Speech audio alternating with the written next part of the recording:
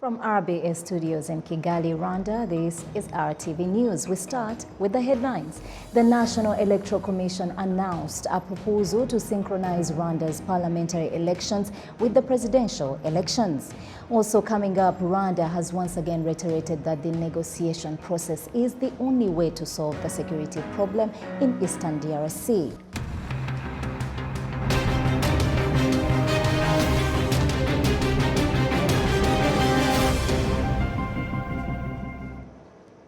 Welcome to RTV News once again. I am Isabel Masozera. Topping our coverage today, as we begin, let us inform you that on Wednesday afternoon, President Paul Kagame chaired the 40th session of the African Union Development Agency NEPAD Heads of State and Government Orientation Committee.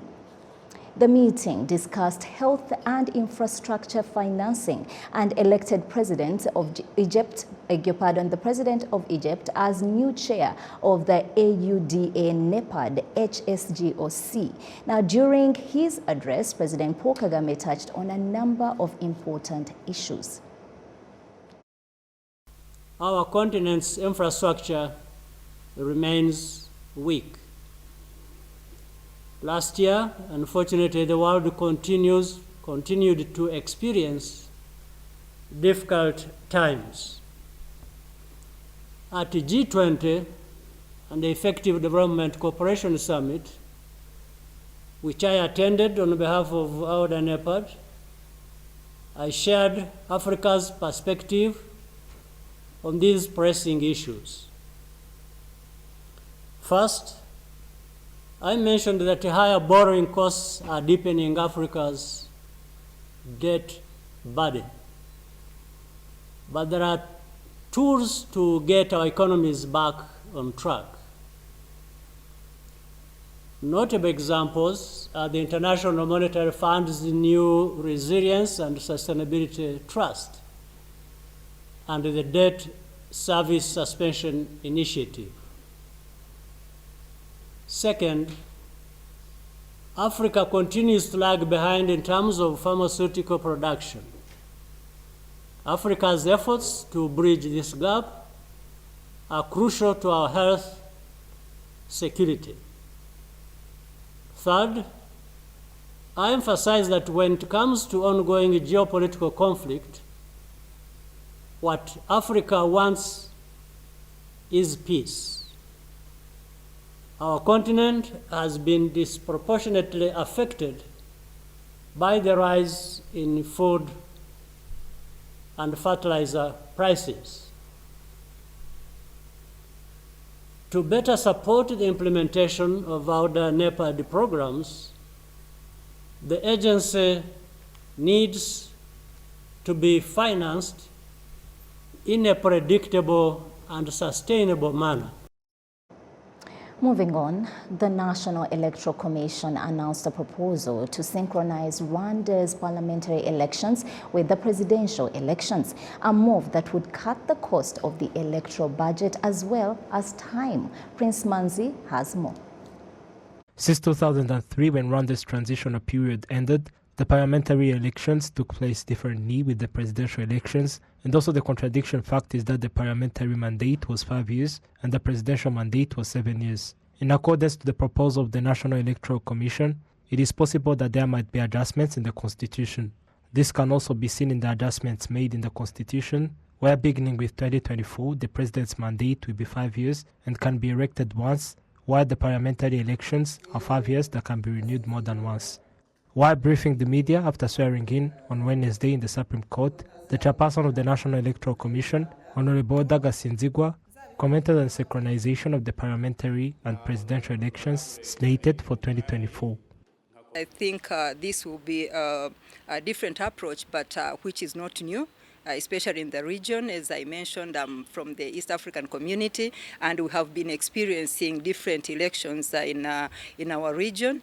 And we came to realize that the issue of resource, the issue of budget is a very big challenge to most of our partner states, but also including Rwanda. And as a new chairperson of the National Electoral Commission, after being confirmed by the Senate, I thought it would be good to consult with the stakeholders and especially with my colleagues in the National Electoral Commission, and see how best we can manage the upcoming elections, being the parliamentarians and the 2024, the President of the Republic. And one of the issues which came out was the issue of resources.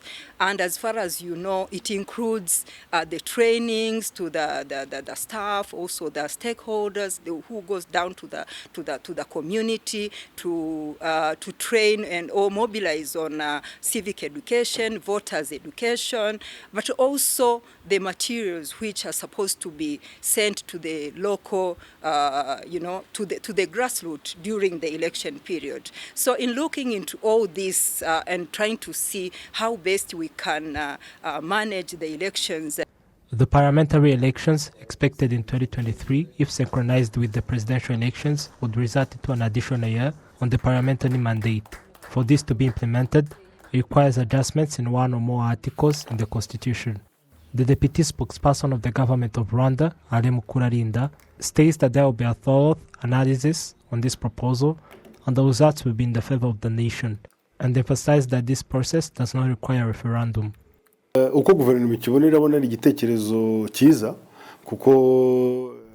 government finds it to be a good proposition, even though it requires adjusting the constitution.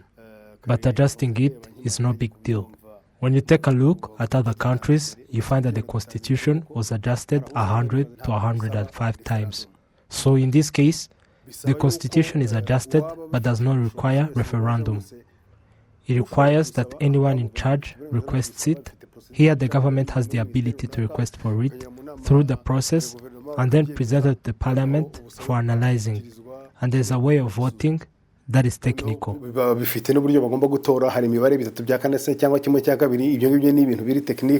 Rwandan constitution of 2003 was recently adjusted in 2015, but through referendum after the request of citizens who wrote for the parliament requesting for an adjustment of Article 101 in the constitution for re-electing President Paul Kagame. The national constitution dictates that from 2024, the presidential mandate is 5 years that can be renewed. This screens the system of synchronizing the parliamentary and presidential elections, a move that would not have been possible if the presidential mandate was 7 years. The National Electoral Commission reveals that holding the presidential and parliamentary elections simultaneously would cut off 7 billion of the cost if the elections were to be held differently. Prince Manzi, RwandaTV News. Thank you, Prince. To regional matters, Rwanda has once again reiterated that the negotiation process is the only way to solve the security problem in Eastern DRC. This was stressed by the deputy spokesperson of the Rwandan government on Wednesday. Jessica Agasaro with the details. This was announced after the leadership of Rwandan Army announced that in the early hours of Wednesday around 4:30 a.m., the soldier of the Democratic Republic of Congo, FRDC, entered no man's land between Rwanda and Democratic Republic of Congo near the district of Rusizi in the western province of Rwanda and opened fire on Rwandan soldiers at their border posts. The clash took place in Tara village, Mururu sector in Rusizi district. After this provocation by the Congolese army, the Rwandan army immediately responded, firing, after which the FRDC soldiers retreated. The Congolese army is said to have returned to the scene of the provocation around 5:54 in the morning for a cleanup as described in the statement. The RDF has requested the expanded joint verification mechanism and the ad hoc verification mechanism to investigate this act of provocation. Residents living on the border say that this provocation by the Congolese army does not scare them because the national army is alert and they are confident of their safety. To say that the Rwandan army is on alert because of course it has already happened. The Rwandan army is managing security as usual, and that is why we believe in our security in our country. To think that something might happen, but because we know that the security of Rwanda is well managed, there's no problem. In any case, we can't help but start to worry, but we know that our countries' pillars are protected. What they're telling us is that we live on the border. We must manage our security so that no one crosses us. The deputy spokesperson of the government of Rwanda, Alain Mukurarinda, says that Rwanda does not need to be involved in unnecessary wars, and it supports the process of dialogue as the only way to resolve the conflict in the eastern DRC. nta ntambara ihari, nta ntambara dushaka, ariko niba u Rwanda rutewe, there is no war. We don't want to fight. But if Rwanda is threatened, you help and fight if it is provoked, and so on. So, this is the ongoing provocation of the Congolese government, which shows that it does not want this problem in eastern Congo to be resolved. Even though we have been saying we are going to the Rwanda agreement, everything that was asked the DRC, they didn't respect any of it, and they haven't done anything about it. And when they realize that nothing is changing, that is why they are provoking Rwanda again, sending more 2 to 50 soldiers in the unclaimed land, and they shot directly to Rwanda. nubwo bari muri zone nkuko uvuze itagira nyirayo, ariko barashe bayerekeza mu Rwanda.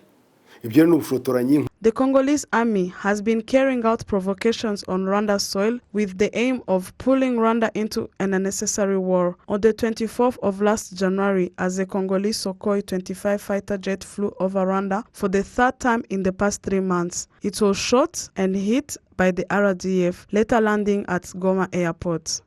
Jessica Agasaro, RTV News. We continue to pray that peace will prevail. Now, on a lighter note, the Rwanda Cultural Heritage Academy launched 3 Kinyarwanda software applications that are expected to facilitate teaching Kinyarwanda and also promote it on the international scene. Prince Manzi filed this report. The 3 software applications and the Kinyarwanda speech recognition, the text-to-speech, and the Kinyarwanda dataset. The Chief Executive Officer of the Digital Muganda that designed these software applications elaborates on how they operate. The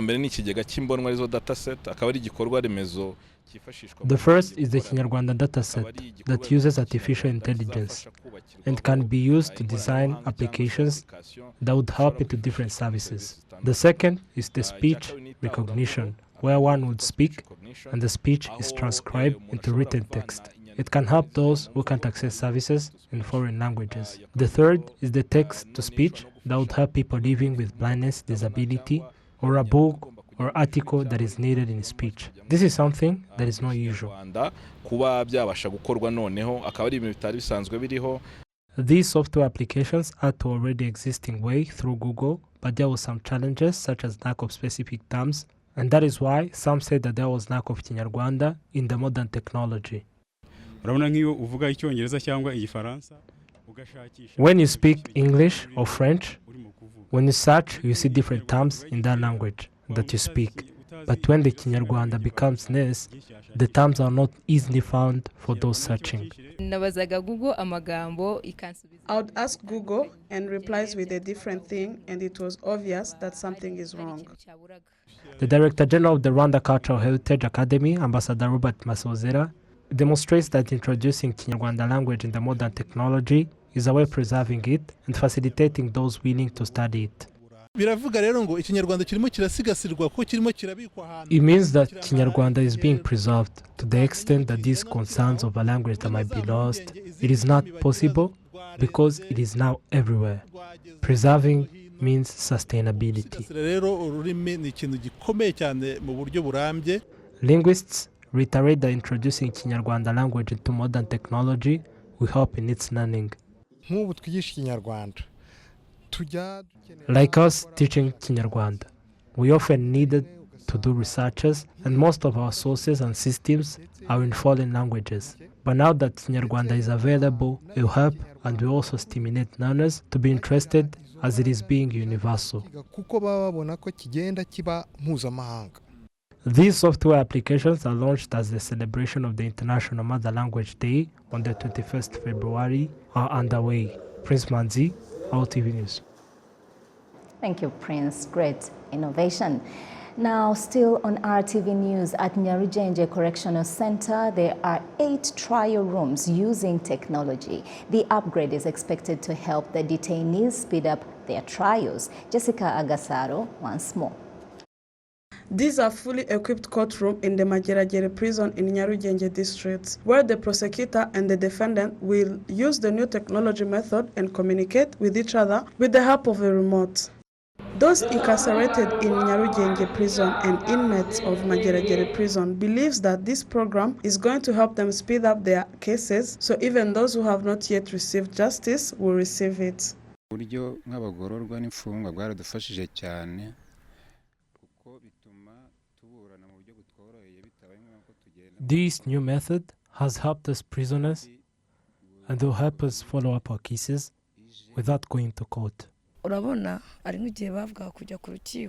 Before, we used to go to court and wait for the whole day until around 8 or 9 p.m. for your case to be heard. And sometimes you go there sick, but now that we have Skype, things will be easier. Lawyers also believe that with this new system, the hearing conducted in this technology room are normal and they will also facilitate their work. Sometimes the network is low, but at least it's not the system that is down.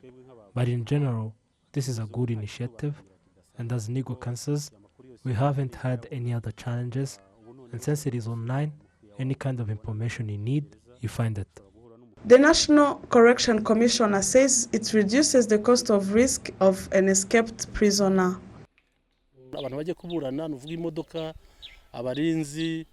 When a prisoner is going to court, you need a car and a guardian. And you find that more than 10 people are going out, and that is going to deduct now. And it is beneficial and safe for us, as no prisoner can escape while they are going to court or cause any other problem. For example, during the COVID-19 pandemic, some inmates would come back infected. And now we have a way to avoid it, and they will be safe. RCS figures show that up to 2,430 inmates of Nyarugenje Correctional Facility have yet faced trial, while 17,000 in the entire country have yet received justice. However, this technology comes as a solution to this problem. Jessica Agasaro, RTV News. Thank you, Jessica. On Wednesday, the city of Kigali officially launched the second phase of the Rwanda Urban Development Project in Kigali and in various secondary cities. Some of the residents of Kigali city say they expect to benefit from this project set to be implemented in their residence. Olive Wuntete reports. The second phase of the Rwanda Urban Development Project will be carried out on an area of 384 hectares in various parts of the country and will benefit more than 34,000 people living in these areas. This project will focus on renovating various infrastructures, including roads, building markets, building entertainment venues, and other various infrastructures. Some of the residents living in the Gitega sector in Nyarugenje district say that they used to face various challenges due to lack of such infrastructures, but they say that with the construction of these infrastructures, these challenges will be addressed. We usually had various challenges, such as not accessing roads. Theft activities were many in the area, and also when someone would be sick, it would be really hard to reach the hospital. But now we are happy that these issues will be solved.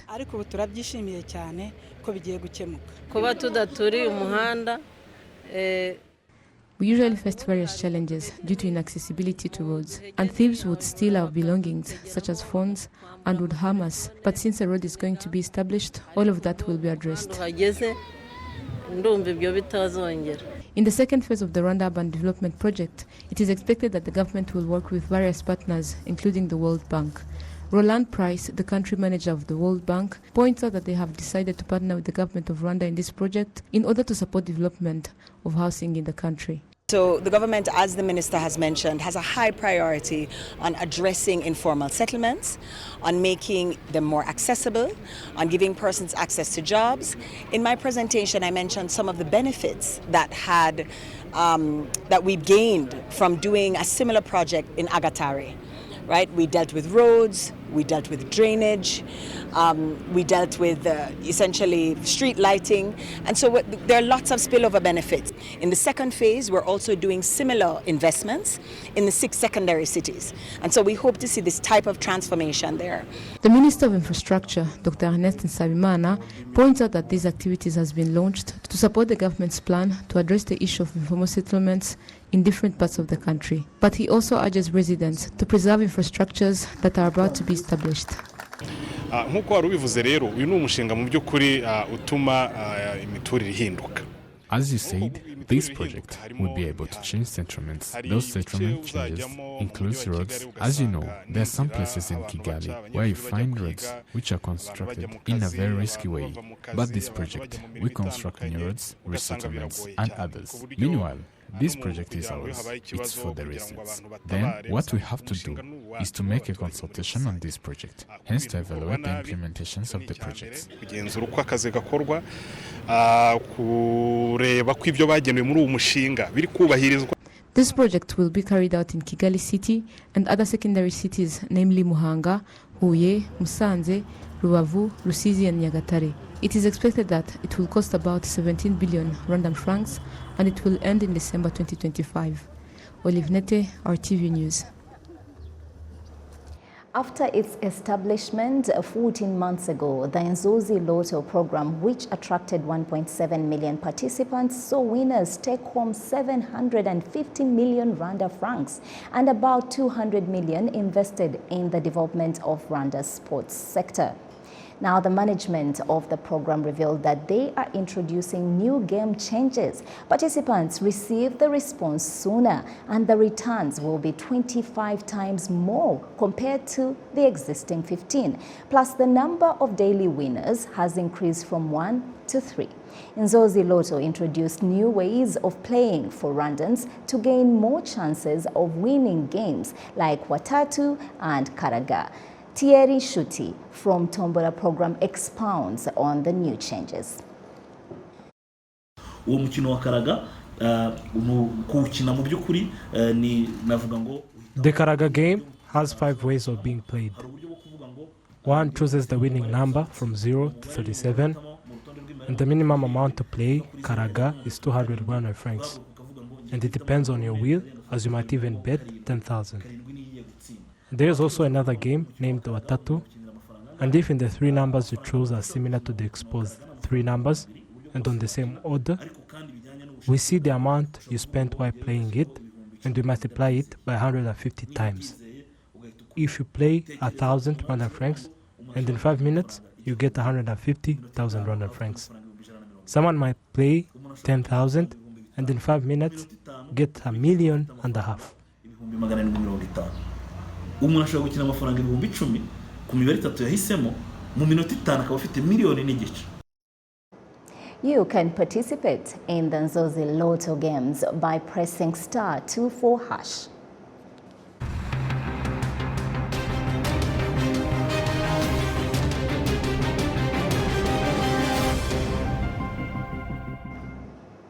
Again, as always, it takes a village to make this happen. Special thanks to the RBA team that produces the news every single day. I am Isabel Masozera. Keep it RTV.